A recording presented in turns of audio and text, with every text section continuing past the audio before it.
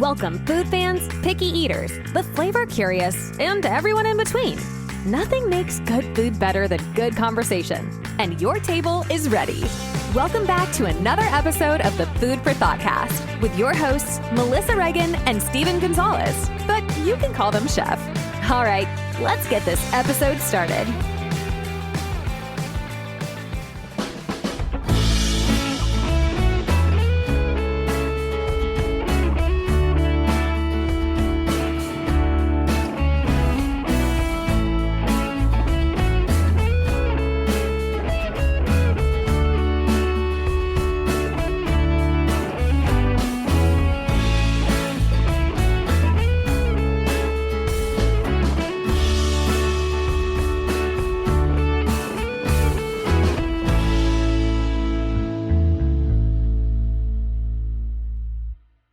Hey there, food fans. Welcome back to the Food for ThoughtCast with me, your host, Melissa Reagan, and my co-host with the most is Chef Steven Gonzalez. What's up, buddy? Hi, how's it going, buddy? Oh, I'm doing fantastic. I'm super excited because we're joined by an amazing guest this evening. This is Phil. Yes. What's up, Phil?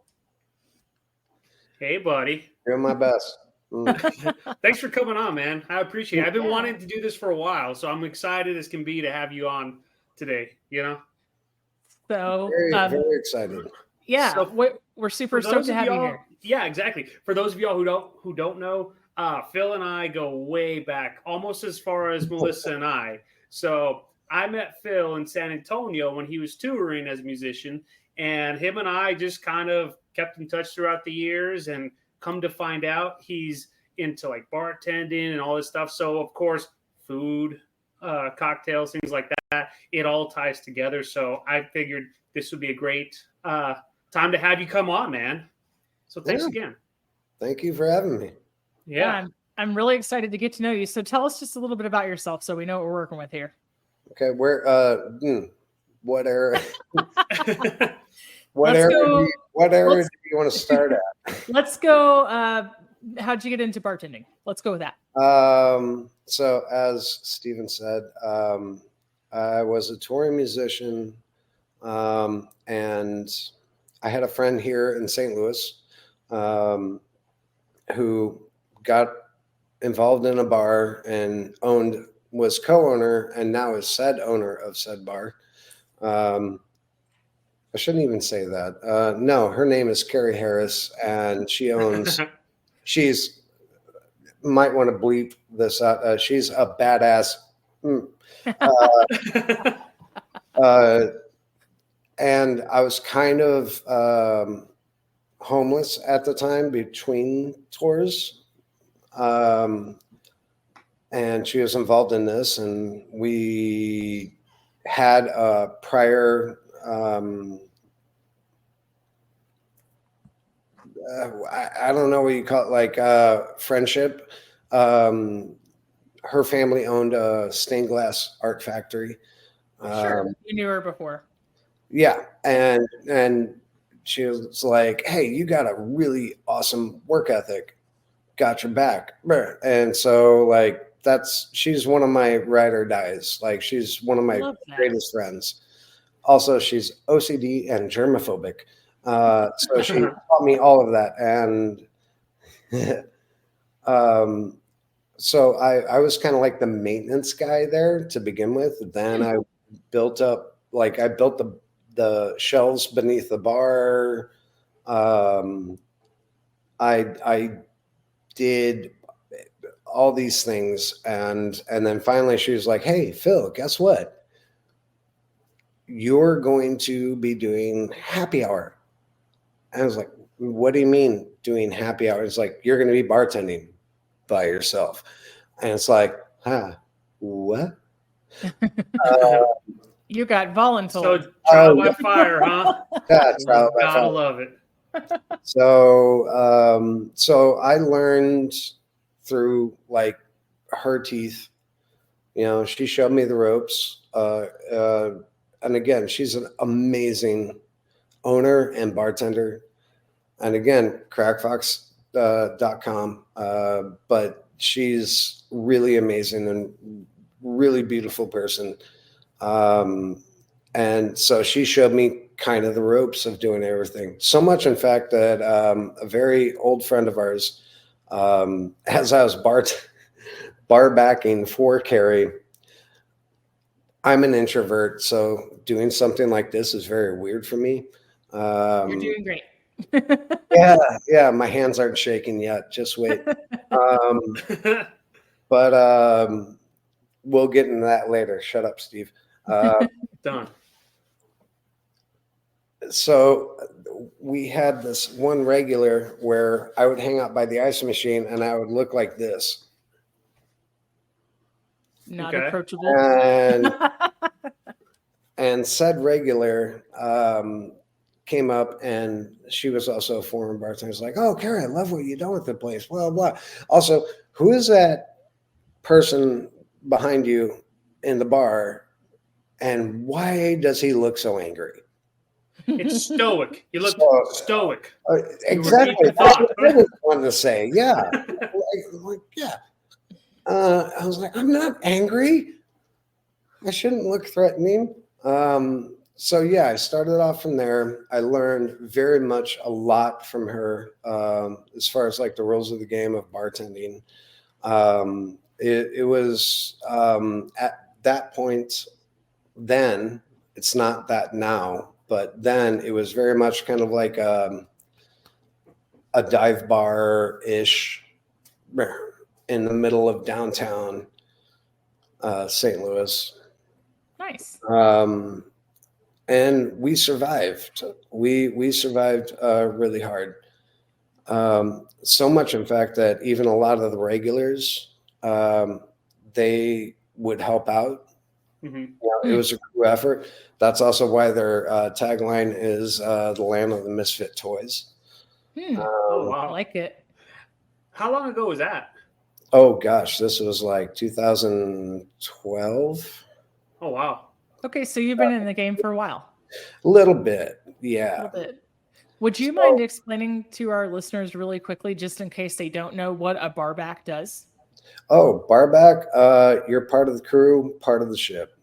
Like Okay. you are the gopher. You do everything. If a bartender, server, anything needs anything for you, needs anything for them, I should say, you're the one that gets it. Okay. That's essentially what a barback is. Okay, And perfect. also, I will say, you do not have a good bar unless you have good barbacks. They are the backbone of the crew. Got it. So like a dishwasher to a kitchen then. Correct. Got it. So then this kind of like laid the foundation of your curiosity creating like cocktails, or did you kind of already know a little bit beforehand? Actually, no, it did lay down a lot because I was using that venue, that venture, or the vocation as a means to stay on tour. Gotcha. Whenever I was playing music. And then it kind of switched over the years. Like I got a little bit more involved. I got a little bit more involved in the community, got a little bit more involved in the bars. I started off there, and then there was at one point for about 9 months, I think, that I was actually bartending at 5 or 6 bars. Like, wow. That's crazy. Were you like on call for them, or just moonlighting? Or like, what does that look like? No, I was a mercenary. Like if I had if I had time and if I had the time off, and if somebody needed hands, also, if anybody needs to know, like if anybody's like, I need hands, that means like, go to that person. Go do the thing. Go help out that person. In case anybody doesn't watch The Bear, and somebody yells hands, it's serious business. This goes way before The Bear. Of course. But also, I love that. But it's what's relevant. Yeah, it's what's relevant right now. But yes, hands is like older than old. But also, whenever you're in the situation, you just go and do what you can. And at that point in time in my life, it's like, I got hands. Who needs hands? And so I built a reputation in the city I live in, to where it's like, we need somebody. Yeah. Nice. You're like the fixer. Call Phil. It's like he'll do anything. Yeah. He doesn't care. And I'm just like, yeah, I don't care. What do you need? Like I have gone and like worked the dish pit, done bar backing, done bartending, blah, blah, blah. Doesn't matter, Yeah. But yeah, so that's where I started out, and then I just kind of expanded from there. I love it. Well, and then how about the music piece? That's before the bartending. Yeah. Are you still actively doing that? No. But do you still play bass though? Yeah. Like I know you still strum, right? I play at home. Yeah. That's Nice. I mean, I do the same thing too. I mean, well, we have an entire episode that's the music and food connection, where we had a group of friends who are also musicians and have a musician or a music podcast. Industry. Huh? This is the service industry. Oh, absolutely. 90% of the people in the service industry are amazing artistic musicians. Yeah, so I was just going to say, like, I think that it's the two go hand in hand, and it's so interesting to see how, I mean, it's kind of a bad pun, but how one thing plays off the other, but it's a right brain deal. They're both parallel. So yeah, absolutely. It's the same thing. That's also what led me into getting into the service industry, where I told myself, after everything I've been into, I was like, getting into the service industry, I'm like, I got this. Yeah, and again, it's the same thing with like being on stage. It's like, yeah, I need hands. What do you need? Yeah. I got gaff tape. What do you need? I have gaff tape. I have bags. I have this. I have this. Who needs loading out? You need loading in. I mean, when you're in the well, you're on stage too. Yeah, and even before we started recording, Phil and I were talking, and he was telling me about a lot of his previous experience, and kind of like us, Melissa, where we make something out of nothing. Like I asked Phil, point blank, so you're good at thinking on your feet, and especially being there in the bar, you have to, And very true. Yes. It's just something that people really appreciate. I'm sure, like even like when you're behind the bar, you're still kind of putting on a show, even though like you're just kind of hanging out, talking with guests, having fun. To a certain extent, you're still kind of putting on a show. Wouldn't you agree? Yes, 100%. That's also whenever I kind of relate and get close and be honest with people. Whenever I tell them, like, I am like a diehard introvert. Like I said, like my hands are kind of shaking right now. I don't like my picture being taken of. I don't like spotlight. I don't like this. Sure. But whenever people look at my past, and you can Google it, honestly, and they're like, wait a minute, why are you like, you can't be this. You've played in front of like 25,000 people. And you're a bartender. You're constantly. I'm like, it's called coping mechanisms. Yeah. Phil, I tell people all the time, it's a lot easier, believe it or not, to speak in front of a very large group because of the vulnerability that it takes to speak to just a few people alone.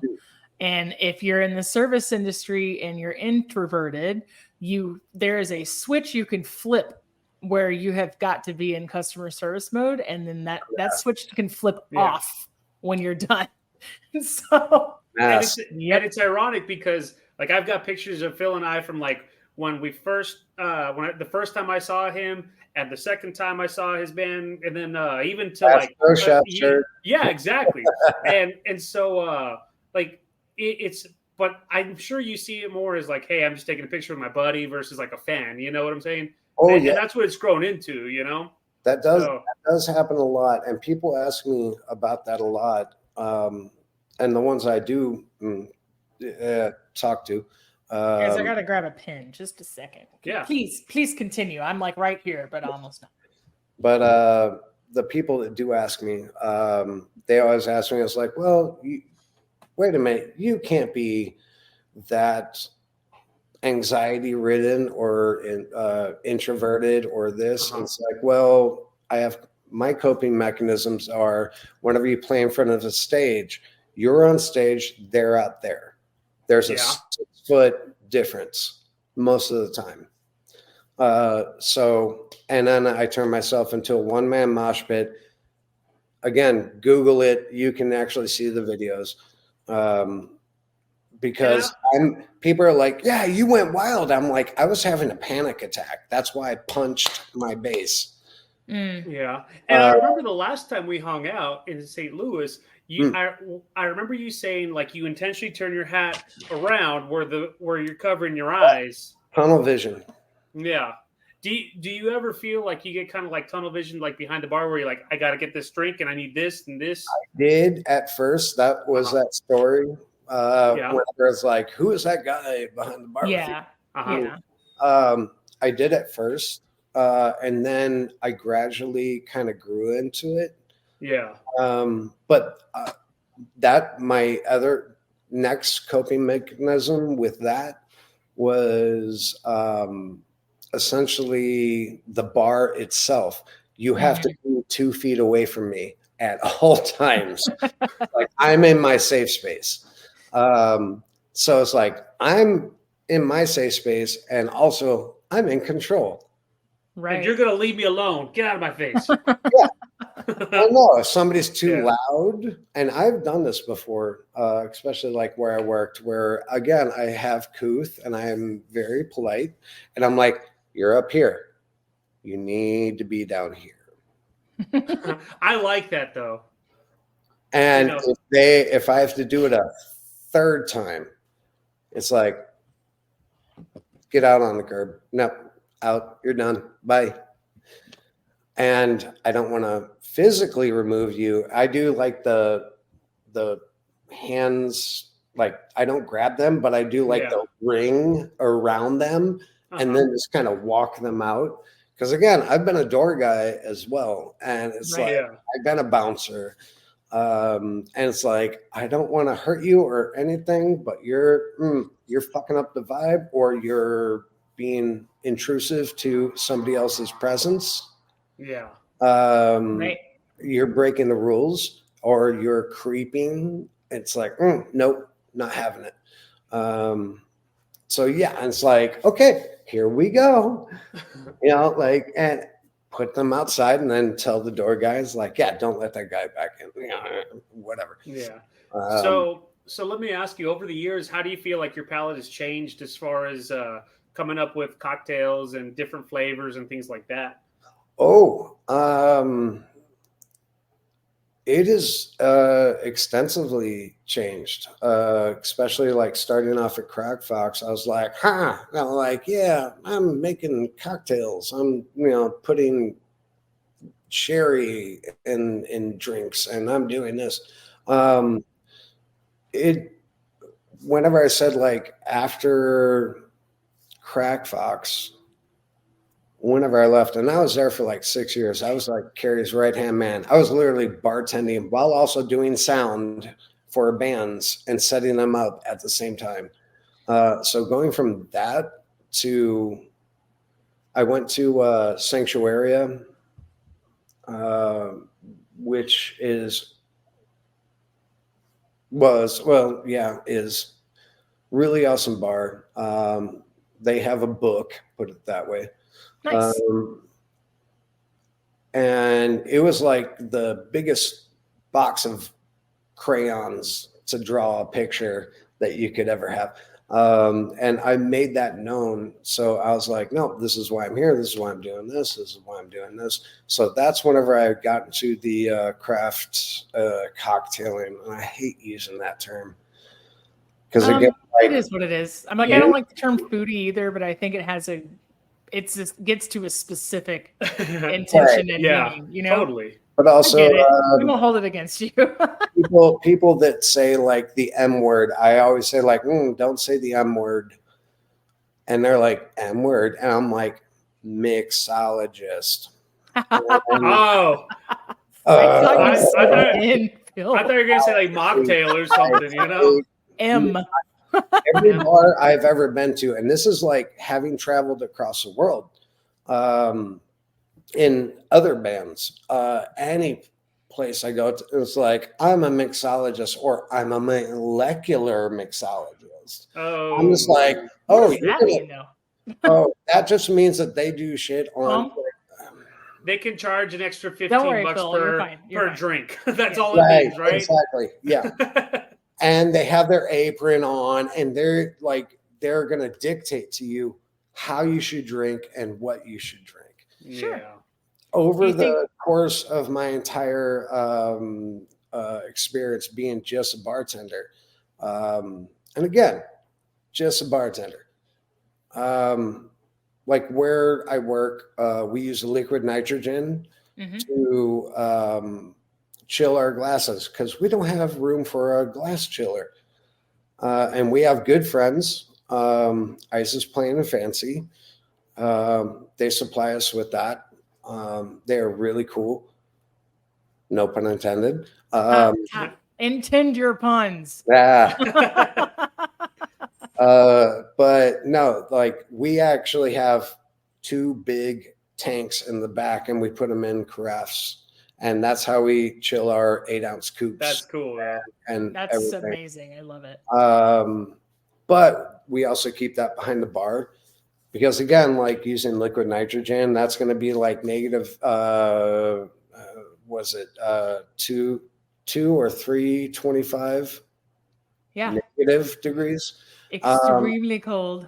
Extremely cold. And also you can pour it like in your hat on, whatever, all over you. It's going to literally negative boil over you. It's not going to touch you. Right.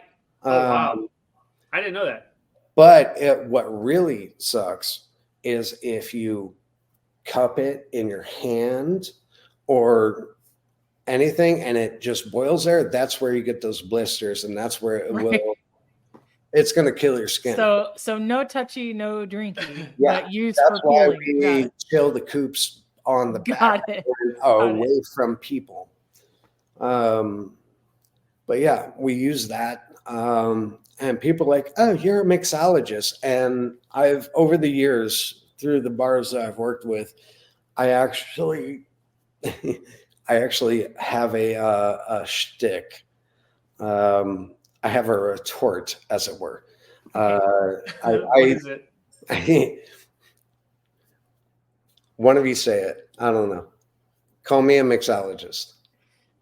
Hey, are you a mixologist? Are you a mixologist? Actually, no. I'm actually an toxicologist. Okay. I love that. I love that. I got my doctorate in toxicology. In toxicology. That's also why they call me Dr. Phil.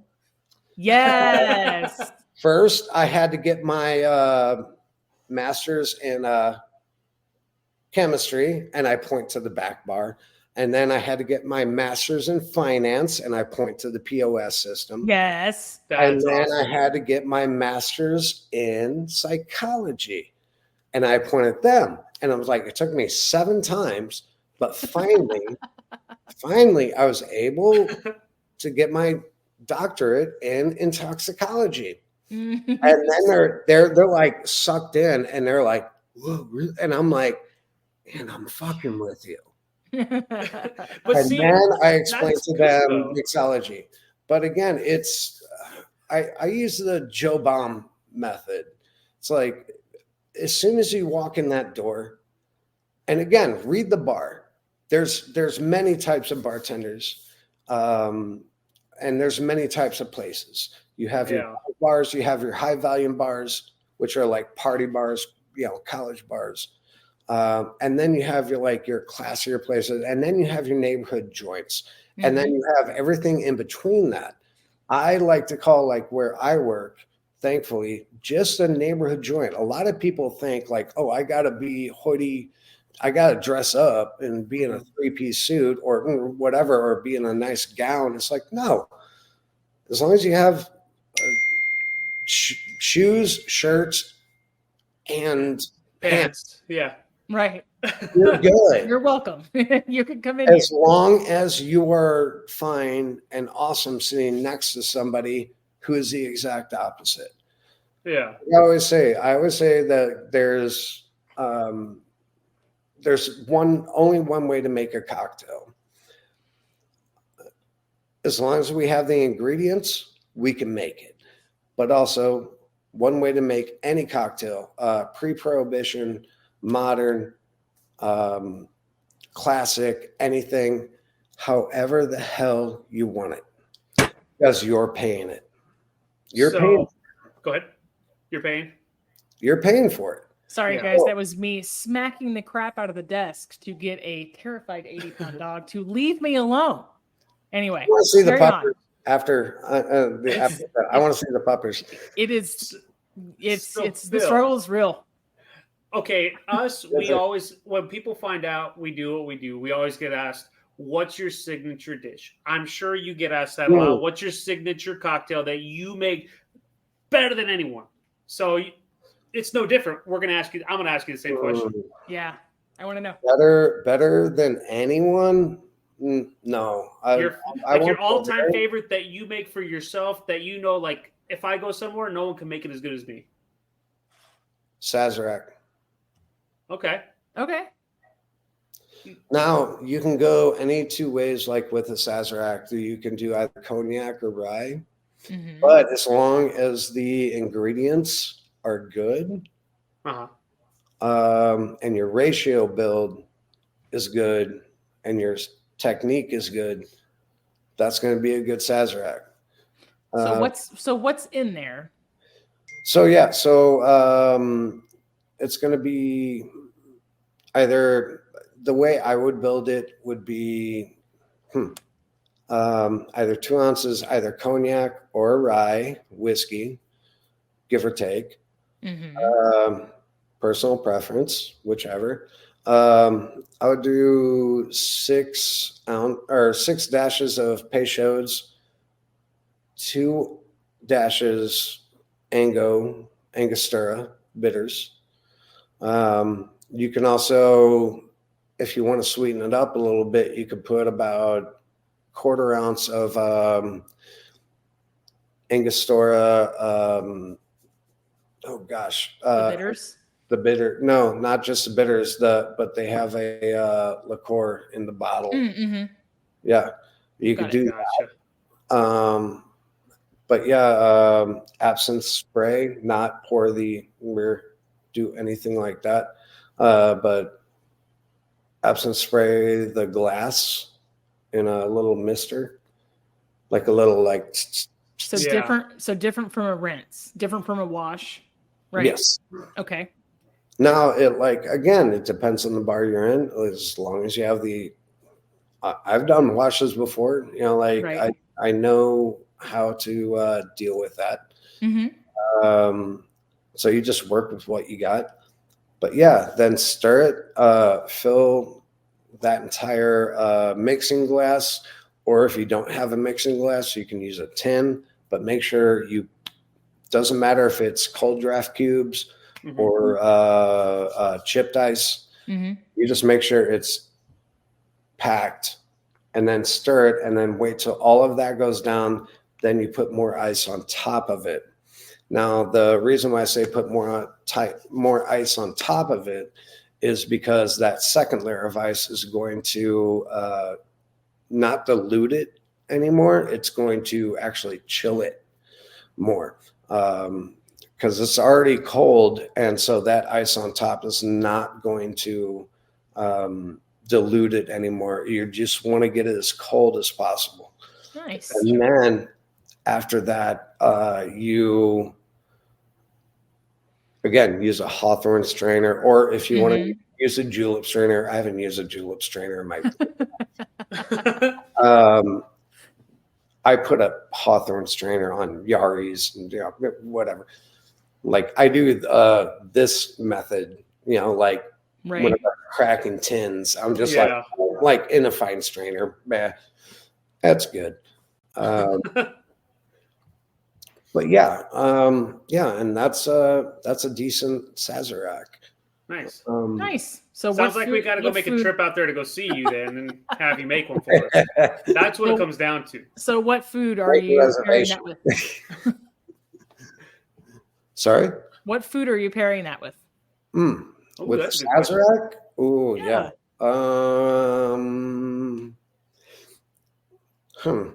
I would say any kind of redfish like salmon or tuna, or steak, or a really rich pasta dish. I could see that, yeah. Is it like the smoky fatty? Is that kind of... Well, no, it's you want to balance it out. Because anything that's going to come with like any kind of tuna or salmon, it's always going to come with either like rice, like a rice pilaf, or anything like that, which also it's going to be salty a little bit, and that Sazerac will definitely like break up. It'll balance it out. It'll be like a nice little refresher. Nice. So let me ask you this. What would be the best way to enjoy it? Like if you're having like, let's just say a salmon dish and all that, would it be like a sip of your Sazerac and then a bite of your salmon and then back and forth? Like what do you think would be the best? I would advise that. Yeah. Yeah. Yeah. It's just like, well, the way that you want to make it, it's like, you don't just want somebody to be like, wham, and then just, it's like, unless they want to, and that's the type of person they are, I'm not judging. Like, right. Okay. Another Sazerac, please. Yeah. Shoot the entire Sazerac, like in the Right. But I mean, because that's how I like whenever I eat steaks and stuff like that, and I have like a good bottle of wine, you know, like I try to go a sip, a bite, a sip, a bite, you know, back and forth. And I feel like I'm truly enjoying it. But, you know, everyone has different ways of enjoying it. So I figured, you know, especially, you know, being, you know, wine going into something like spirits, you know, it's a completely different way to enjoy it. So I've like over the years, I've done like bourbon dinners and rye dinners, like, you know, red wine, you know, paired menus and things like that, tequila dinners. But as just regular me, I typically will decide what I'm in the mood to drink and completely separately and with great abandon decide what I'm in the mood to eat. And I do not care if they go together at all. But if thematically, if it makes sense, right? Like if I'm going to have some really heavy Italian, like ossobuco, I might want a Barolo, you know, but if I'm going to have a burger, like I'm going to have a beer, you know what I mean? So that's actually my go-to. Like most of the time, like I do enjoy, like on Sundays, I go to my neighborhood bar. The other bars in my neighborhood are closed. It's called Small Change. They're really amazing. They're very, again, I'm very supportive of LBGTQ. And I love those guys. And my buddy Elliot, he's a bar manager there. They are also the sibling to Planner's House, which is Ted Kilgore, world-renowned, what have you. They don't serve food. It's just kind of like, hey, come in, hang out. Yeah. So that's the way it should be, though, you know? That's my Sunday decompression. That's where is there like a food truck? They have snacks. Like what are the rules there? They can serve alcohol with no food present? The same way that most of us do that in St. Louis that are really good bartenders. It's like, or really good bars. Be awesome. Don't be an asshole. Yeah. That's the only rules.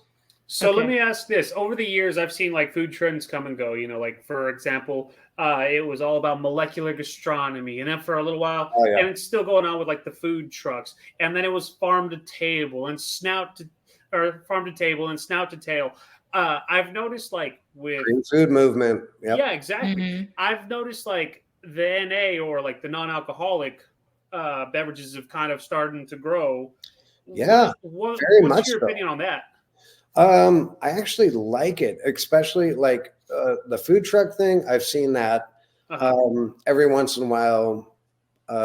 There's another local restaurant, Yamanja Brazil, which makes excellent caipirinhas, but also like their food is amazing and really good.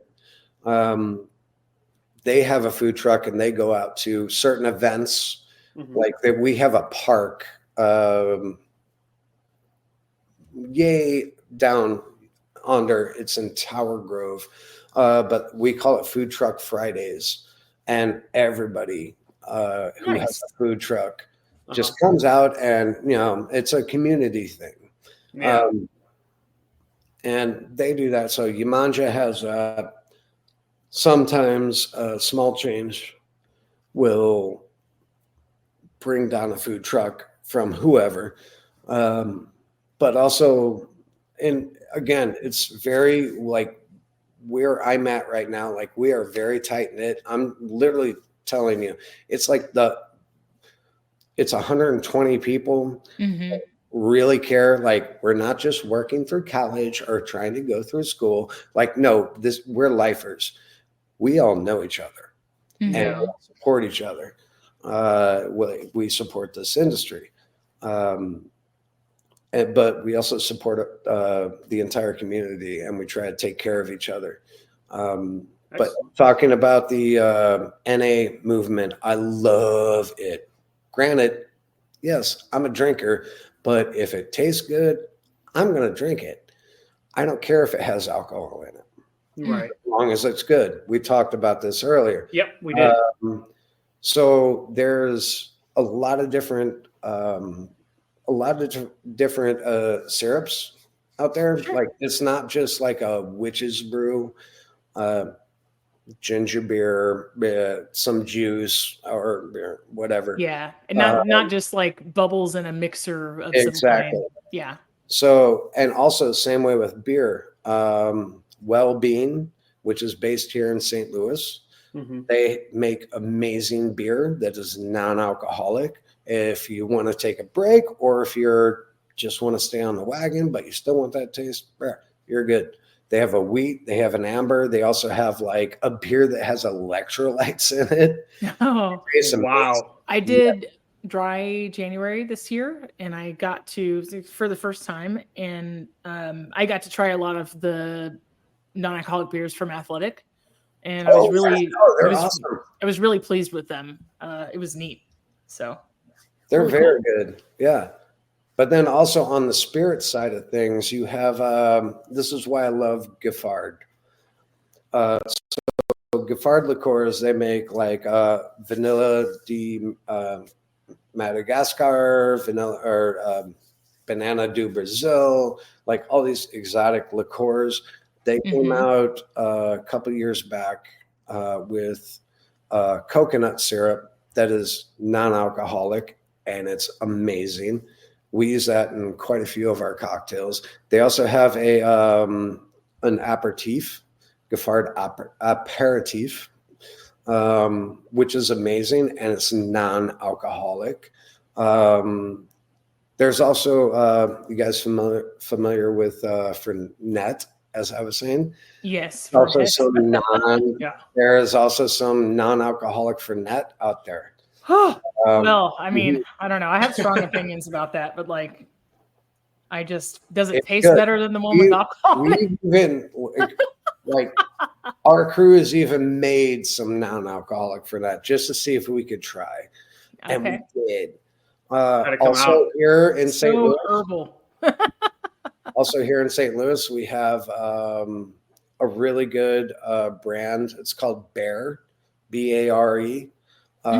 They have a non-alcoholic gin, non-alcoholic rum, a non-alcoholic whiskey, a non-alcoholic, all these different things. Yeah. They just Caribbean rum, and nice. It's cool. And that's why I tell people all the time, it's like, well, no, I'm not drinking. That's kind of like as a bartender or a server, you have to let people know it's like, it's okay if you're not drinking. We're not judging. if you don't have to just stick with water or an Aranciata or a San Pellegrino or anything, it's like, no, I can make you a really good drink that has 0 alcohol in it. I love it.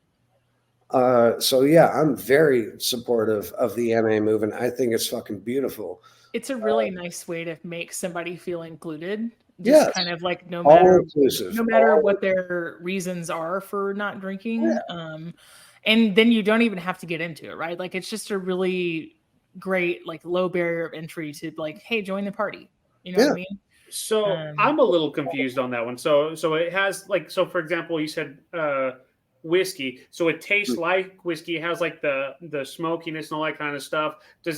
So then would it not have the burn then? No, it depending on the brand, because there's also another brand called Ritual. Ritual's a little bit more watered down. I would say Bear is a little bit more it's concentrated. I would say it's a little bit more kind of vinegar heavy. Okay. You also have Seed Lip. Seed Lip is just flavored water. I'm sorry. Oh no, our NA Bev sponsors. I love what they do, but Seed Lip, no. That just is flavored water, because this is comes to my other point is talking about making cocktails, either NA or not NA. You have to have texture. Yeah. You have to have balance. Like, something has to give it body. Thickness. You can call it whatever you want. You can like put you like MSG in it, which I know this might be an unpopular opinion, but that's actually natural. It's MSG grows everywhere. I mean, they've really debunked a lot of the kind of. If you go into the history of MSG, like the history of MSG, like why, like, oh, MSG is bad for you. And it's like, no, it's not. Well, why did they tell me it's bad for me? Because it goes all the way back to California in the early 1900s, 1901, 1902, whatever. They blamed it on Chinese immigrants. Yeah. I mean, it has like a super shady. There's definitely a bias. It's there. The reefer madness of. Right. Right. It's the McCarthyism of food flavorings. Right. But it's fine. It's absolutely fine. It's not going to kill you. Well, that's like GMOs. Like, yes. oh my God, GMOs. No, GMOs help save lives and they improve like crop hardiness, so we don't starve to death. And everything that people say, like, oh my gosh, these eggs are GMO. You can't have GMO eggs. It's not a thing. Sorry, I just want to get off my soapbox now. It drives me insane. Okay. Yeah. Anyway. But again, that's whenever I'm just like, okay, I'm going to go back to work. hey, I'm going to be back here flipping the burger. I'll see you when you get done. You keep being the best you. So speak your truth, but so let me ask you this. You were talking about being a traveling musician. That's how we met, stuff like that. Yep. What were some of the places that you went to that you checked out a bar or heard about a bar and it just like had a big impact on you, or it influenced you and you thought, man, this is awesome? Actually, because the 3 bands that I were in, thanks to Josh, because I was a boy, but I was the only drinker, so it didn't really happen that much. Because again, I will adhere to my environment. So if nobody else is drinking, I'm not going to drink, which is fine. Actually, there we go. There's a good story coming up. Okay. There's laughter. So Steven, I know you know your whiskey. Whenever we went to Japan, whenever I was in a band called Names redacted to protect the innocent. I don't want to get sued. It's a one-word band? Or It was the last band I was in. I'll just put it okay. down. Yeah, so okay. Yeah. The intrigue. So we were in downtown Shibuya, Japan, which is essentially right outside of downtown Tokyo. We are having a blast.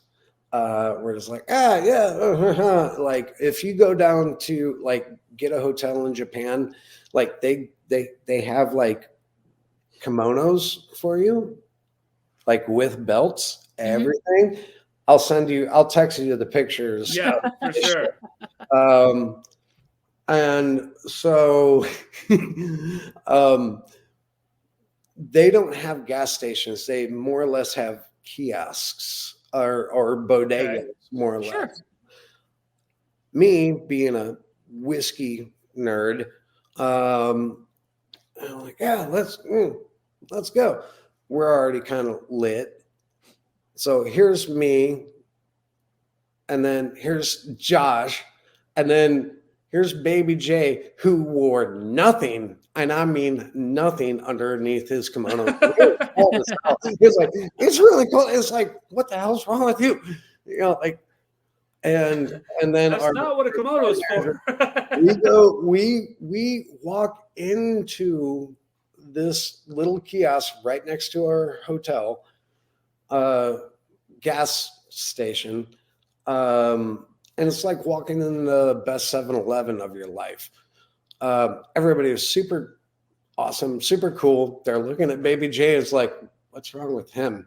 And they want to get food and like, so we're getting provisions. Any single time I walk into a store, and this is what I learned, learned while being in Danza, because I was the night driver. So we would always pull over into a Walmart, what have you. And that's where we would stay, and I would sleep across the 2 front seats or whatever, or we would just go into the Walmart and get provisions. Kellogg's Smart Starts is the most nutritious cereal you can have, guaranteed. I had time to check this out because I went through the entire aisle because I was that bored. Kellogg's Smart Start. Yep, dead serious. Pound for pound and price, best thing you can ever eat. Love it. But I did the same thing going through the 2 aisles that they had, and they had an entire liquor section. And I'm guessing you're the you know whiskey probably more than Steve. She probably does. I mean, here and there. He's dabbled. Okay. So all Suntory whiskey. Wow. Nice. I'm talking, and I have the bottles. I brought them back. Old Suntory, new Suntory, blah, blah, blah, blah, blah, blah, blah, blah. Now over there, it says like 1,400 yen. Mm-hmm. $14. Yeah. Nice. For those of you listening that don't know how big of a deal this is, these are award-winning Japanese. And Japan has a lot of really incredible like whiskeys and Scotch whiskeys that are Beam. That's why they say Beam Suntory. They made a pact. They're competing at a global level, right? And they win these competitions at a global level. So yeah, there's a huge availability there, but yeah, this is a huge deal. In case you I brought back some stuff that we can't get in the States. Of course you did, because that's what you do when you travel. Why not? That's what absolutely, yeah.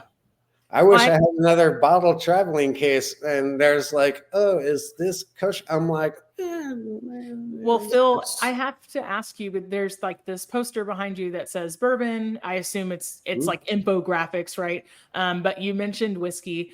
Do you have a preference between the two, like for what you just drink around the house? I like cheap, and I like strong, and I like good quality. Okay. Would you like some examples? Yes, Well, please. I do. And I want to tell the listeners really quickly just what the difference is. But whiskey and bourbon are essentially the same. Bourbon has to be made with 51% corn to be called bourbon. That's where we're at. But they're grain, essentially. Go ahead. What about rye? It's made from rye. It's not that simple, but it's almost. You can essentially say bourbon, it has to be 51% corn, and the rest of the mash bill can be whatever. But it has to be 51% corn. No fewer than, I want to say 42. Again, I'm really good friends with Dan Gardner at Four Roses. I think they're nice. 1.5. Tell him I'm a big fan. I like Four Roses too. Oh, yeah. That's a bartender's handshake right there. It's like, how do I stay sober while doing shots with people?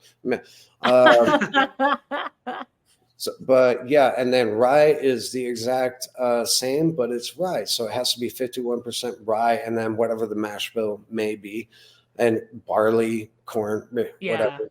But I'm a rye girly, and I like. You like spice. I like a rye that has like in my. I love a Boulevardier. I love a. I like Negronis. We were talking about this. Yeah. I like an old fashioned made with rye. I like what am I thinking? Manhattans made with rye. I like those things. I like a rye that's been aged in a rum cask. I like that finish there. So. But yeah, we can talk afterwards about that. I got a good rye for you. But also, you like another thing I tell people, you like, instead of saying like the 5 things, like I mentioned earlier, like sweet, sour, blah, blah, blah, I always say, like, do you like light and crisp, or do you like dark and decadent? So based on what you just said, you would probably like a drink called a revolver. Yes, I think that I maybe once knew what it was, but tell me again.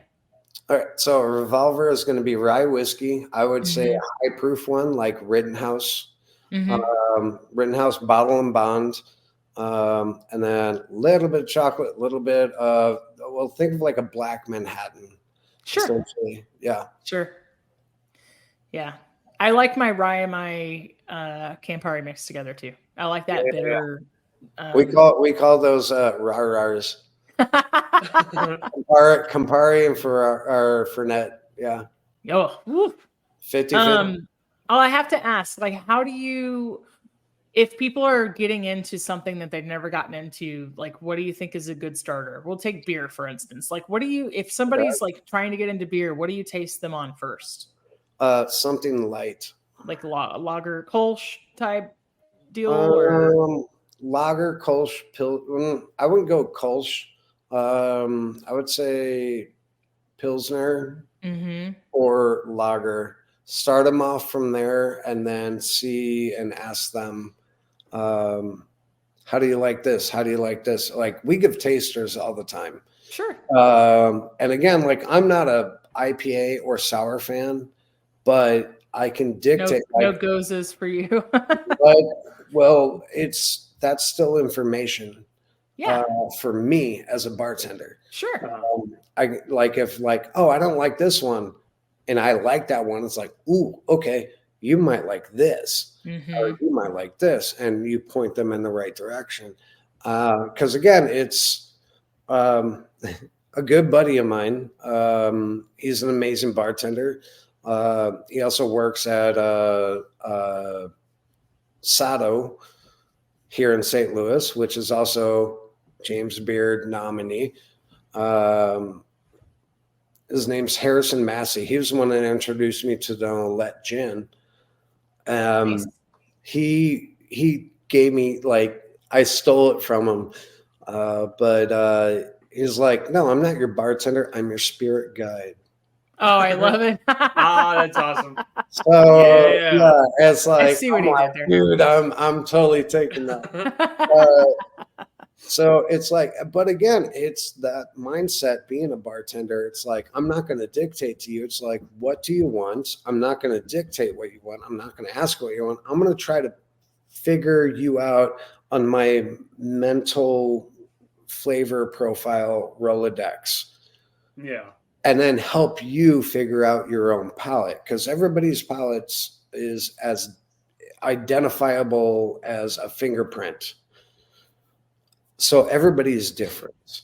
Everybody's different. Everybody's going to be whatever. So whenever I hear like chefs or bartenders or anybody like, I had this whatever customer, I'm like, well, how did you deal with the situation? And it's like, no, I just, and I'm like, yeah, you failed. You need to turn a frown upside down. You need to educate people. You need to allow them their own time. And everybody, the moment, again, Jim Boehm, once you walk in those doors, I want you to be treated as though you're sitting in my own living room. Yeah. That's service. Yeah, So absolutely. that's what you do. And it doesn't matter like the toll it takes on you or anything like that. This is how you get and keep regulars, and they will come back, and they will come back because they know that you care and that you listen. Yeah. It's tough. And also this, we can talk about this a little bit later, but the mental anguish that service industry people go through. This week, I want to touch on what you said about, making people feel welcome and, how they feel when they walk in the door. I had a friend of mine he hosts a podcast as well, a few of them, about spiritual things and Christianity. And he's a reverend. And Bless his heart. Bless his heart. Bless his heart. He's an amazing human being. And there's a series that he's going through on his podcast about pilgrimage, the places where we feel seen and safe and where we feel God and everything else. So like making pilgrimage to those places. And he asked me if there was anywhere that I would consider that place for me. And I just moved, I'll give you the backstory. I just moved to North Carolina 2 months ago from Texas, where I'm from. And I told him, I said, as silly as it sounds, because we were both, I don't know that he was a regular, but he had been there several times to the same bar in Dallas. And I told him, as silly as it sounds, that bar feels like my pilgrimage space, because it is the type of belonging and the type of like friends who are family feeling that I haven't found here yet.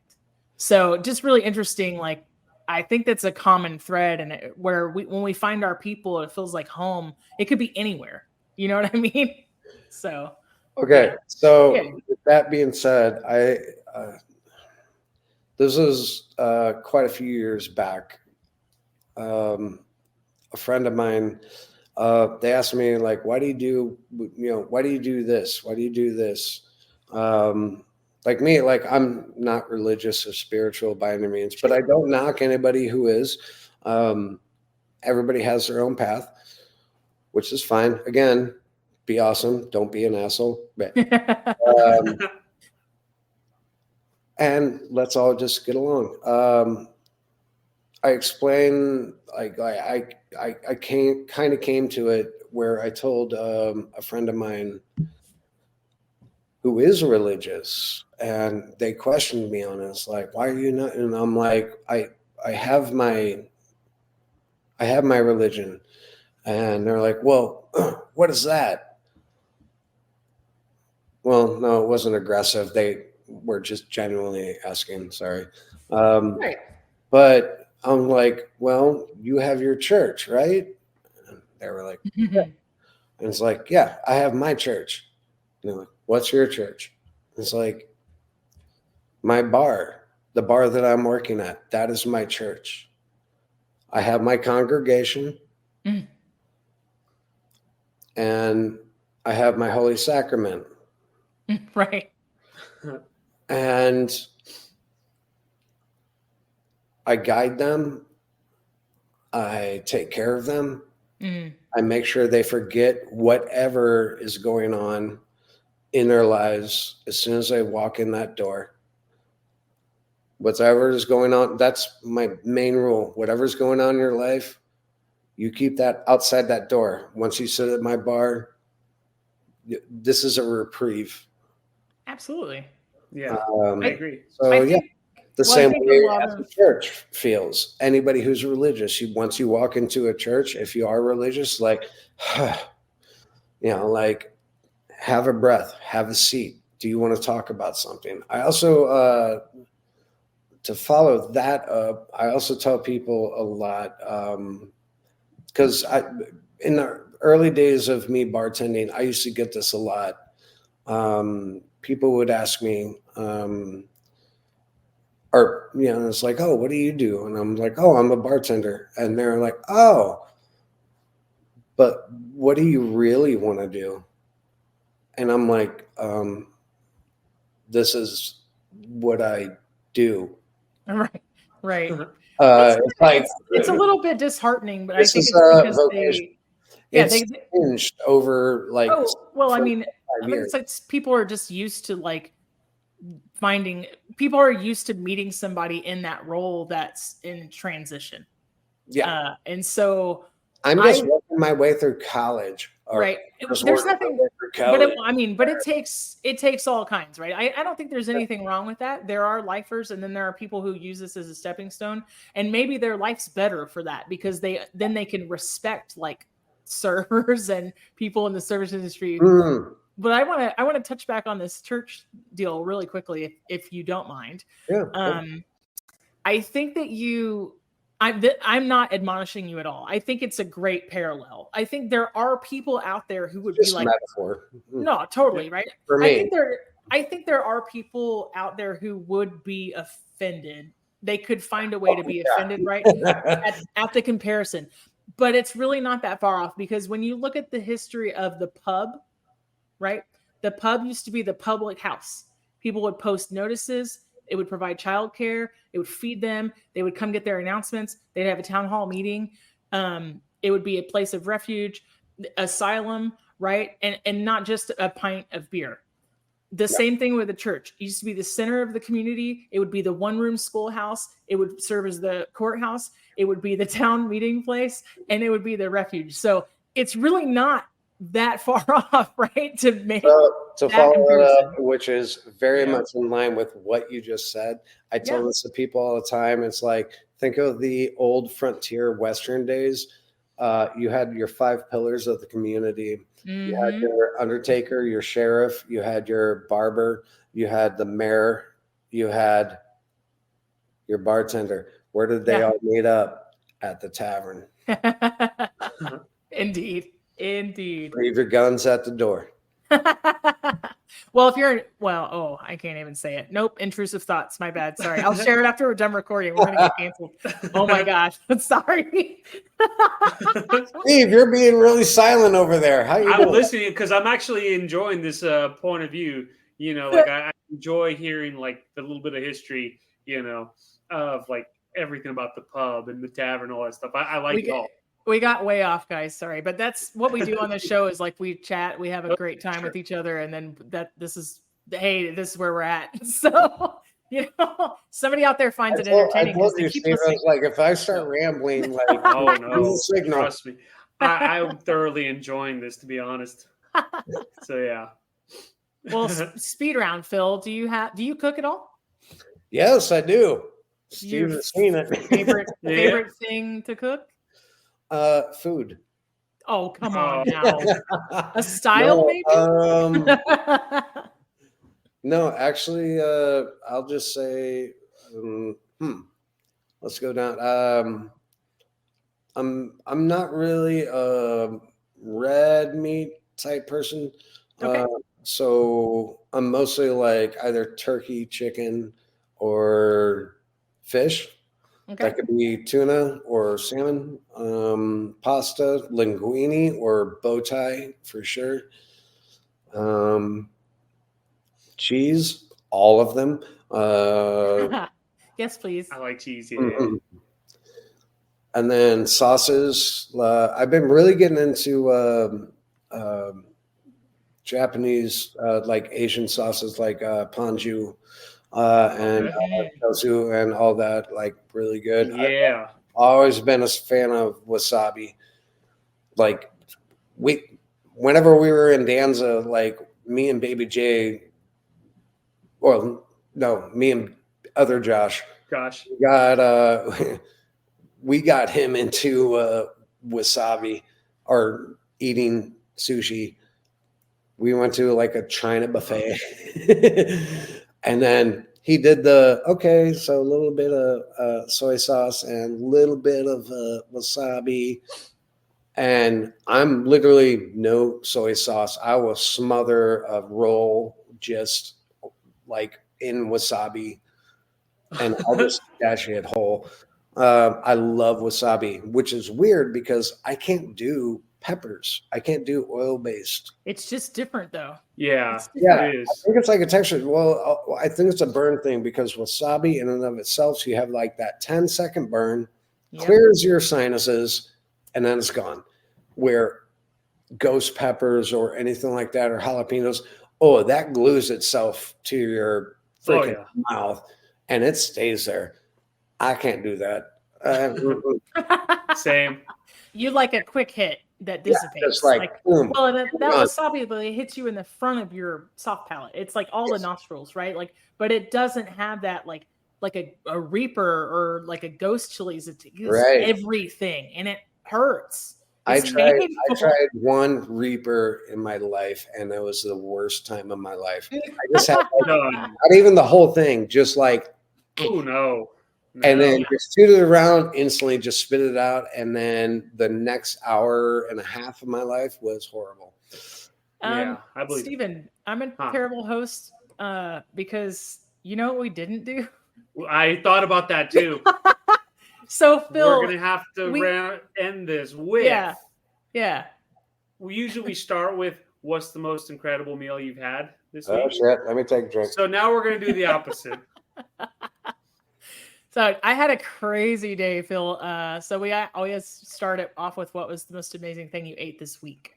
So you can take a second. Steve, do you have something to go with?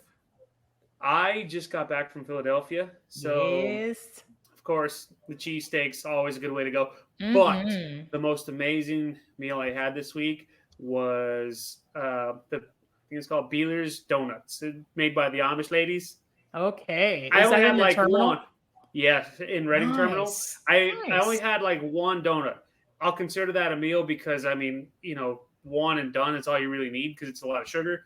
But the texture and the imperfections is what made it so perfect. That's the most amazing meal. It was like a salted caramel donut. Oh, we need to get into texture. I'll answer this question, but we need to address that, especially also whenever it comes to drinks. Do it. So the most amazing thing I had this week is there's a really awesome cafe that also serves booze. They're called Shameless Ground. They're very LBG. They're very sex positive cafe. Ran by Andy and Michelle. They're beautiful. And they're great. But they do this almost like Philly. It's like sauteed mushrooms with Swiss on a baguette. They call it the fun. It's just that. Nice. It's called the fungi. Fungi. But I don't know how Andy does it. I don't know if it's Andy or Michelle or whatever, but they use Vegemite and they have vegetarian. Yes. I don't know how he seasons it. Oh my God. It's like, can I get the fungi with 2 patties of that on that? Oh, and they're like, and people like will hear me ask that. It's like, Phil, you're a meat eater. I'm like, yeah, but I like flavor. Doesn't and matter. I don't care. Yeah. Texture.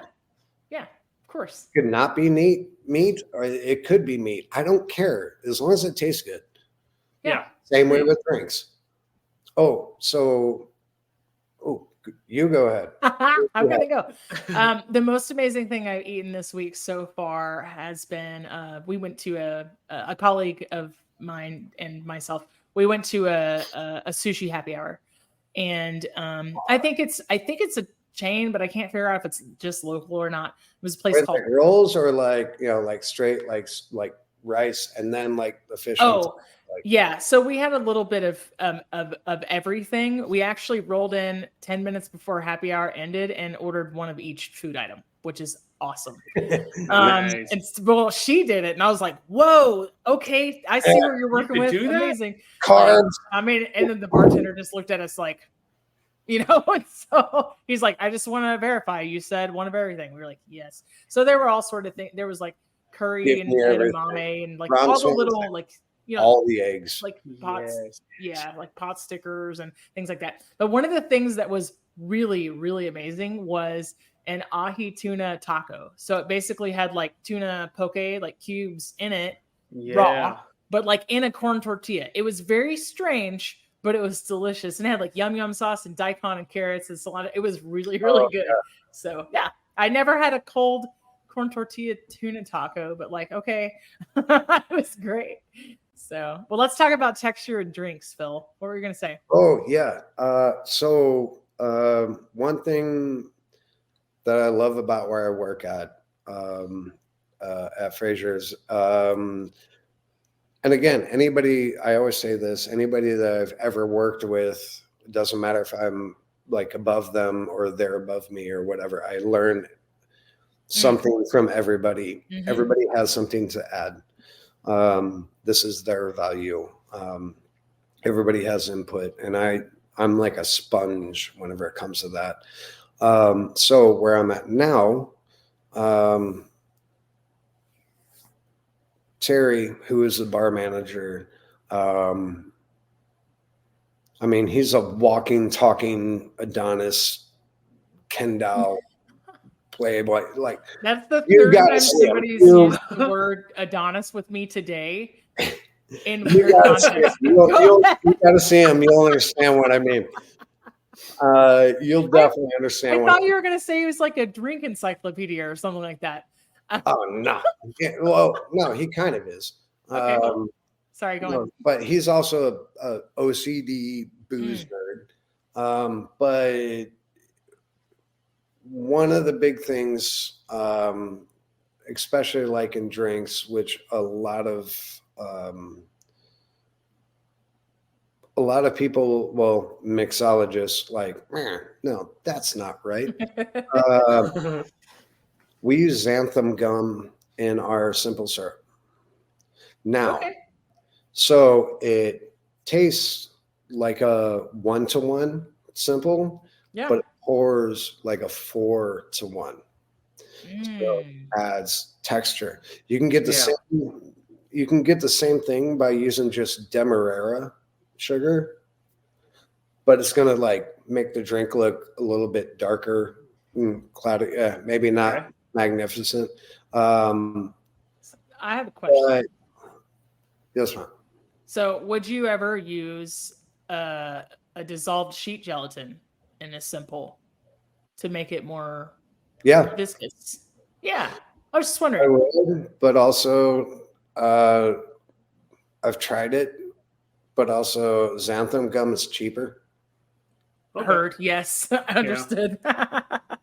Okay, got it. You can get that shit on Amazon. Like got it. You're fine.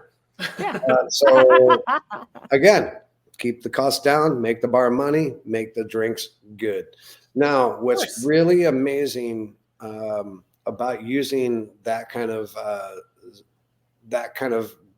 syrup in drinks, because again, we pour heavy. Like our typical pour is going to be like 2 ounces. That's just base, right? And everything else goes in. Like our number one, like I just got done today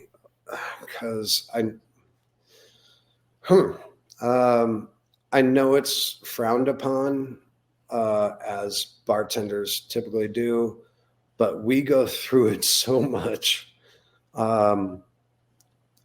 We pre-batch like our signature flagship drink. There's nothing wrong with that. That's just like being Well, smart with your time. Yeah, working smart. We put everything in there, including the bitters. Okay. And that's whiskey, cognac, bonded whiskey, cognac, rum, the simple syrup, and the bitters. And then we figured out the math on it. And so we diluted it down automatically to where all you have to do is just pour it over ice and you're good to go. Nice. But we go through it so much. Like if we had to do that shit by hand, like, oh man, that'd be like 8, 9, 10-minute wait time. And it's like, oh no, nobody wants that. Yeah. So, but yeah, I'm talking about our Fraser Fashion. Nice. Which it's those ingredients with the simple syrup, but we spray the glass out with absinthe, and then we just orange zest, lemon zest, and then put green chartreuse right on top, flaming right on top. And then it's like, boom, good to go. But yeah, I just did 1, 2, 3, 4, 15. The batch I made today was 15 plus 14, 28 bottles, like 28 750s. That's a lot. Wow. Yeah. That's going to be gone next week. Guaranteed. Can you put it in the mail? No, it just getting cold here in North Carolina. They want things with brown liquor in them. You know, ironically, we had a cold front coming through Texas too. So by the time it gets to us, you know, it might be cold.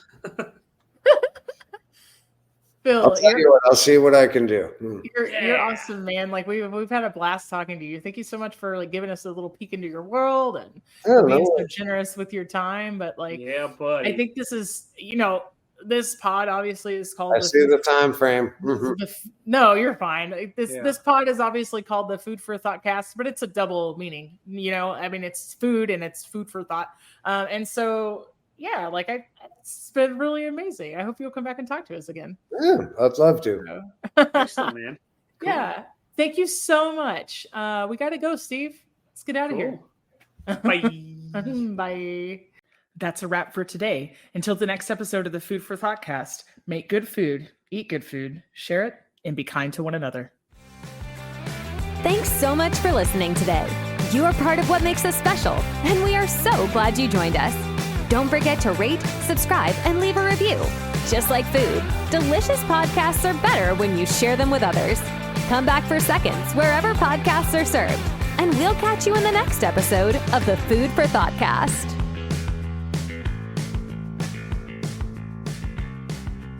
You can find us on Facebook and Instagram at the Food for ThoughtCast or at www.foodforthoughtcast.com, where you can link to all podcast players, or you can send us an email at foodforthoughtcmc@gmail.com.